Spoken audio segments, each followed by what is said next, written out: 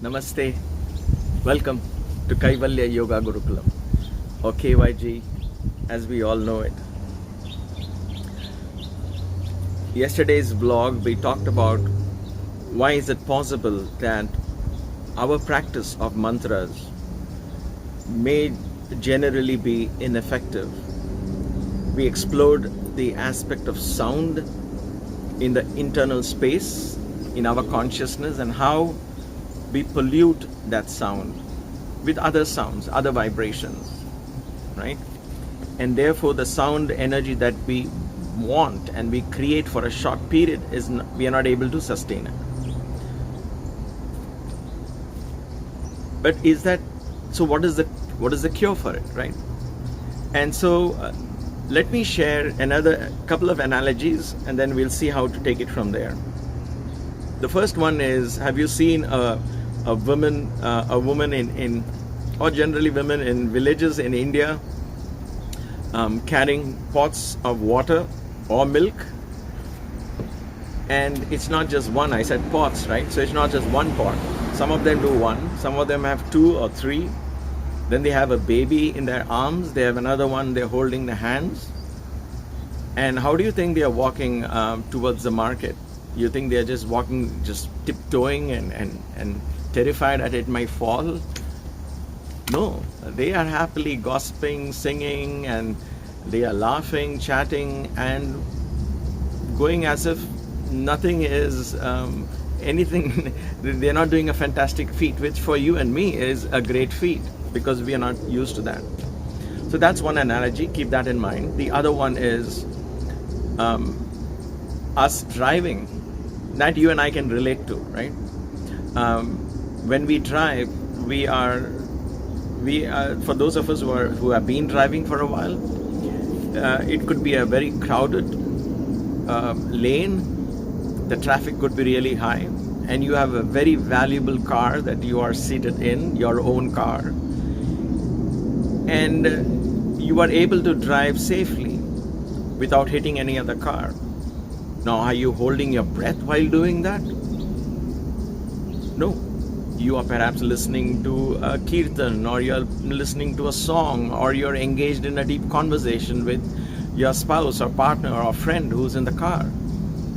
Perhaps you're speeding down the highway at a speed that is literally dangerous, even within speed limits.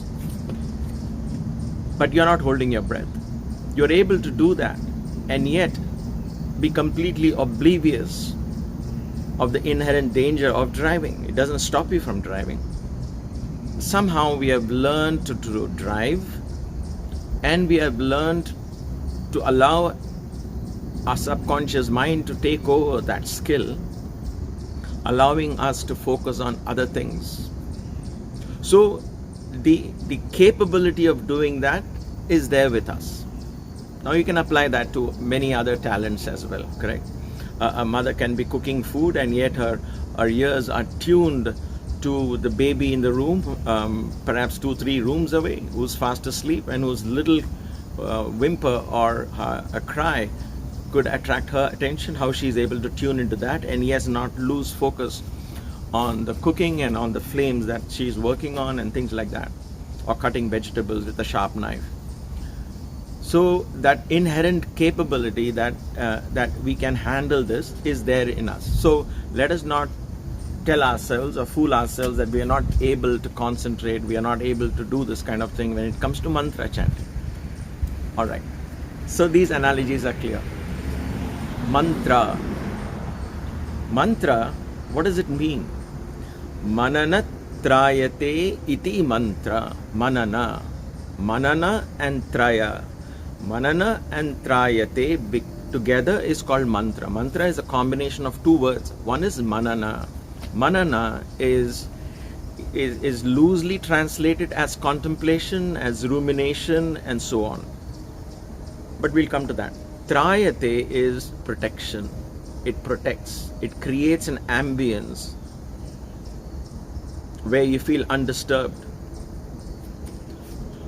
In order to create that trayate, in order to create that aura, in order to create that, to help you stay in that dimension where that that state you are in is undisturbed or protected. That is what protection is. Because once that state is protected, then that protection applies at a mental level, at a physical level, and so on. It comes slowly. But first let's understand that protection. But that protection comes when there is manana.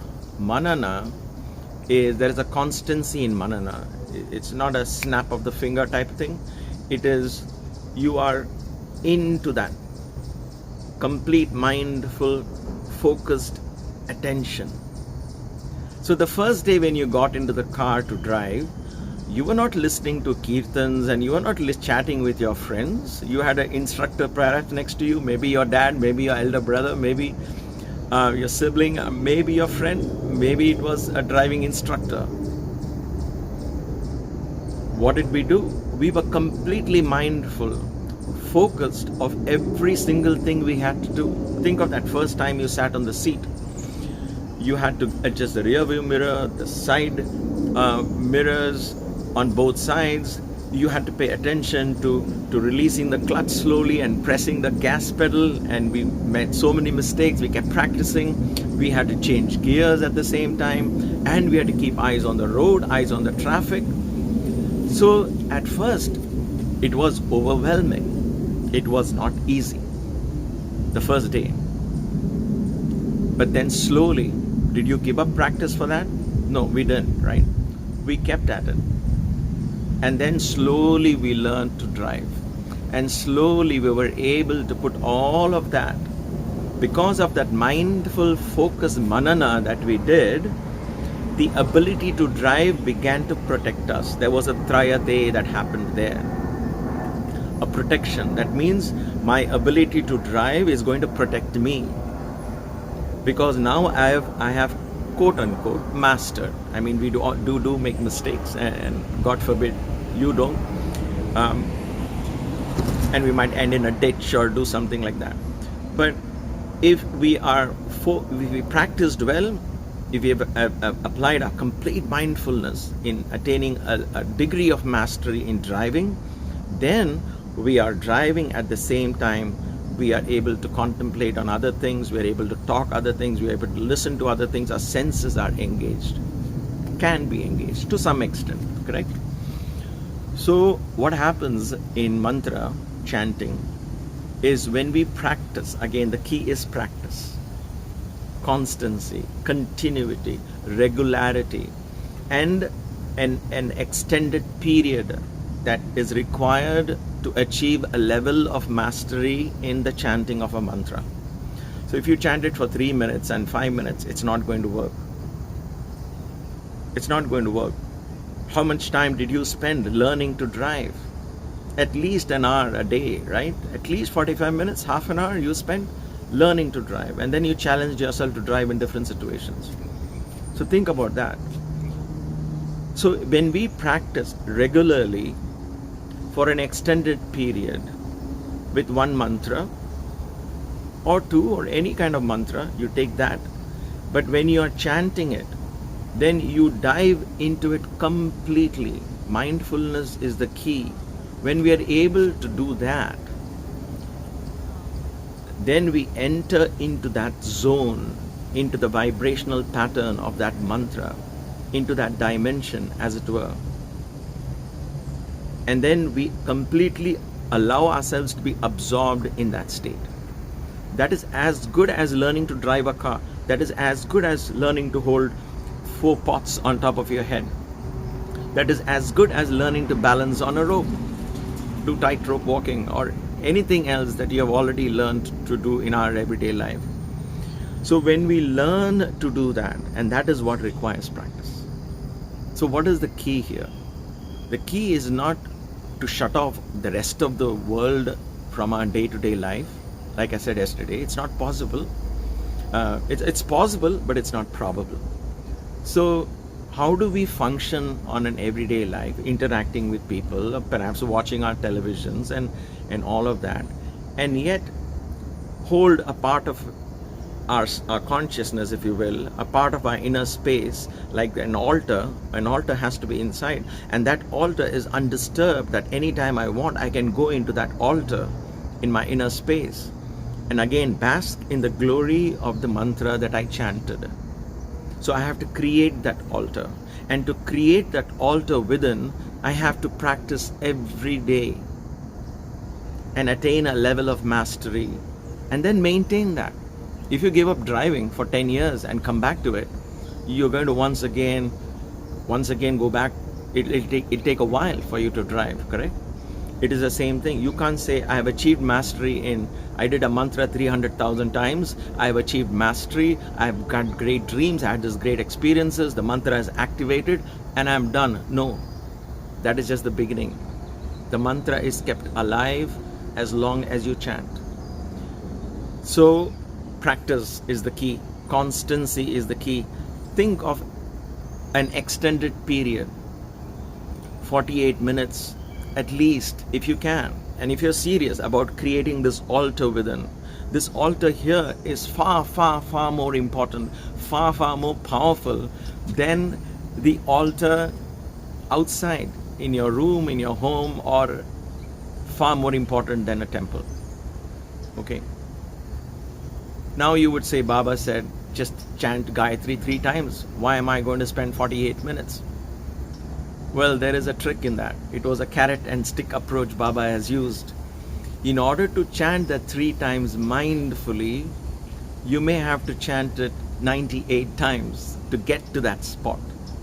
And when you chant or 105 times, so the last 3, you are completely in that zone. It is practice. You can't just sit and say, all right, I've done 3 times. Why am I not getting any effect of the mantra? So consider this, my dear friends. Consider practicing sound vibrations. Consider creating an altar purely with sound vibrations in the inner space. Consider maintaining that created space. Maintain that purity of that space and all of that, and allow that space to become strong. Trayate, then your manana, your practice and contemplation on the meaning, on the sound, on the pronunciation, your mindfulness will begin to protect you. That sound vibrations begin to protect you. You will have a space within that will be that will open the door to the infinite presence of the cosmic self.